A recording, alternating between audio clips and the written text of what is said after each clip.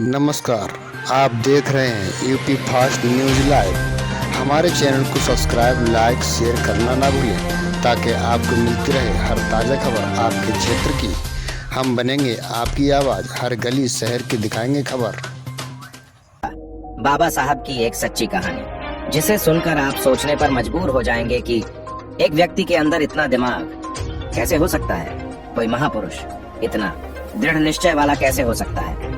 मैं चाहूंगा आप इस वीडियो को पूरा देखिए। जब बाबा साहब पहली बार लंदन से बैरिस्टर बनकर भारत वापस लौटे, जब उन्होंने कोर्ट के अंदर, कचहरी के अंदर कदम रखा तो कोर्ट के अंदर जितने भी वकील थे सबने बाबा साहब को देखकर पहचान लिया कि वो वही है जो महार जाति का व्यक्ति। और ये आज काला कोट पहनकर हमारे कचहरी के अंदर आ गए और बाबा साहब अंदर जाकर अपना टियर ढूंढने लगे।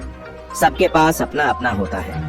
बैठने के लिए जब बाबा साहब को कोई ठिकाना नहीं मिला और बाबा साहब ढूंढ रहे थे तो जो दूसरे वकील थे उन्होंने बाबा साहब की ओर डॉन कसते हुए बोला, इट्स बाबा को चिढ़ाते हुए कहा, अभी वो बैरिस्टर, तुम तो बहुत पढ़े लिखे विद्वान, तुम्हें क्या जरूरत है कचहरी के अंदर बैठने का। तुम कहीं बाहर भी अपना लगाओगे तो तुम्हारे दुकान चल जाएगी। लेकिन बाबा साहब ने उसकी वो स्टार्ट मारने को गलत नहीं समझा।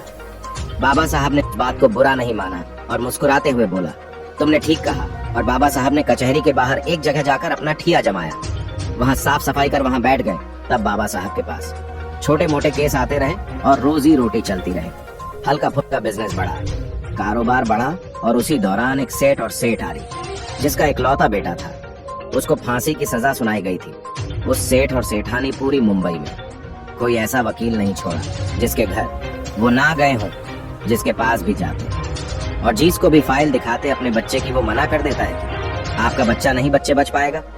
उसने बहुत पैसा खर्च कर दिया था उस सेठ ने, और वो सेठ वकील ढूंढता ढूंढता पूरा मुंबई को खंगालता हुआ उसी के चेहरे के अंदर पहुंचा जिससे बाहर बाबा साहब बैठे थे। दलितों के मसीहा भीमराव अंबेडकर बैठे हुए थे। और जब उसका चेहरे के अंदर उस सेठ अपने बच्चे की फाइल दिखाई, अपने इकलौते बेटे की फाइल को दिखाई, तो किसी भी वकील ने उसकी फाइल नहीं ली।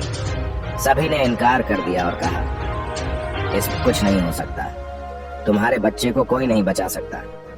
उस सेठ ऐसे ऐसे बड़े बड़े वकीलों को दिखाया जो कानून को अपना घर मानते थे, जो बोलते थे कानून तो हमारे मुट्ठी में है। ऐसे ऐसे वकीलों को फाइल दिखाई, लेकिन सबने फाइल देखकर इनकार कर दिया। और उस चेहरे के अंदर जो भी वकील बैठे थे उसने फिर से टोन कसते हुए बोला, अरे सेठ, तुम्हारा केस वह लड़ेगा जो बाहर बैठा हुआ है, महार जाति का व्यक्ति। वो बहुत विद्वान, वो बहुत पढ़ लिख कर आया है। वह बाबा साहब पर डोंट कस रहे थे, दलितों के मसीहा पर डॉन कस रहे थे, वो बाबा साहब को चिढ़ा रहे थे। सेठ मन से रो रहा था। उसे आशा की एक किरण चाहिए थी, बस क्योंकि उसका इकलौता बेटा जिंदगी और मौत में अटका हुआ था। और जब उस सेठ ने उस वकील की बात सुना तो सेठ उसकी बात मानकर वहीं बाबा साहब के पास पहुंच गया। बाबा साहब के चरणों में गिरकर कहा, हे बैरिस्टर, हे बाबा साहब, मेरे बच्चे को बचा लो। तो बाबा साहब ने सेठ से कहा, उठो, मैं क्या कर सकता हूँ, मैं क्या मदद करूंगा तुम्हारे। यह फाइल तुमने कितने ही वकीलों को दिखाया होगा, तुम वही जाओ, मैं क्या कर सकता हूँ, मैं तो बाहर जाति का हूँ, मैं लिए जाति से हूँ।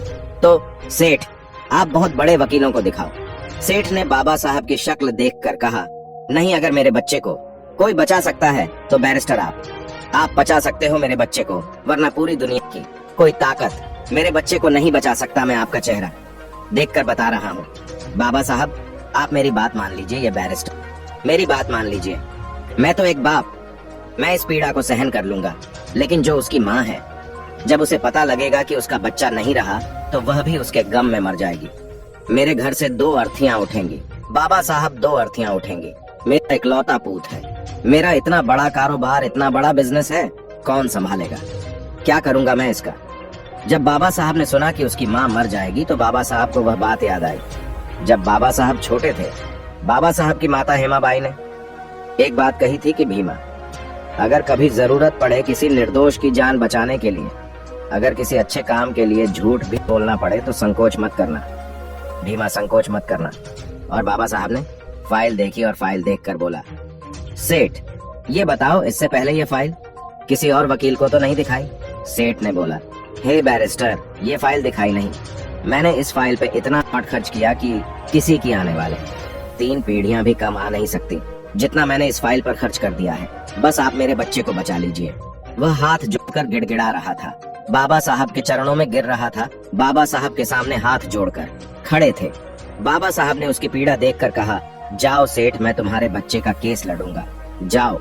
और जब बाबा साहब माने केस लड़ने के लिए तो वो सेठ बहुत खुश हुआ और उसने बोला, मुझे यकीन है बाबा साहब, मेरा बच्चा अब बच जाएगा। जिंदगी और मौत में बस 10 दिन का फासला था। फांसी को बस 10 दिन बचे थे। कचहरी लगी, अदालत लगा, कोर्ट लगी। कोर्ट के अंदर दोनों पक्षों के वकील आए। जब बात बोली गई तो जज बोला, अंबेडकर, तुम कुछ दलील देना चाहोगे? तब बाबा साहब ने बोला, नहीं जो साहब, आप अपना फैसला सुनाए, मैं कुछ नहीं कहूंगा। सेठ ये सुनकर संकोच से आगे वह सोच रहा था कि इसने बोला था, मैं तेरे बच्चों को बचा लूंगा, लेकिन इसलिए तो कोर्ट में अपनी कोई दलील भी नहीं दे रहा है। बाबा साहब ने तो बोल दिया, नहीं जय साहब, आप फैसला सुनाओ।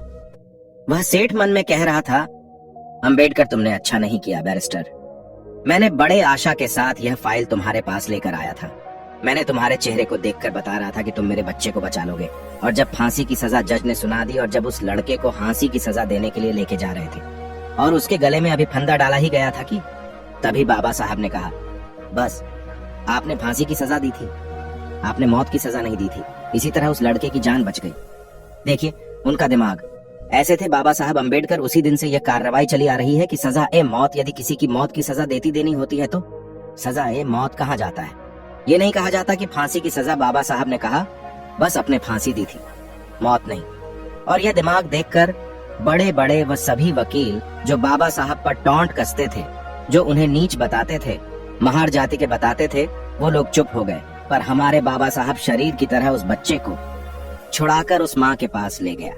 कहा, यह लो तुम्हारा बच्चा। इस तरह भाव साहब ने उस निर्दोष की जान बचाई। ऐसे थे बाबा साहब भीमराव अंबेडकर। और निचले जाति और महिलाओं, मजदूरों को अच्छा जीवन देने के लिए बहुत कुछ सहा है, बहुत सारे संघर्ष लड़े हैं। वो मरते दम तक लोगों के भलाई के ही बारे में सोचते रहे।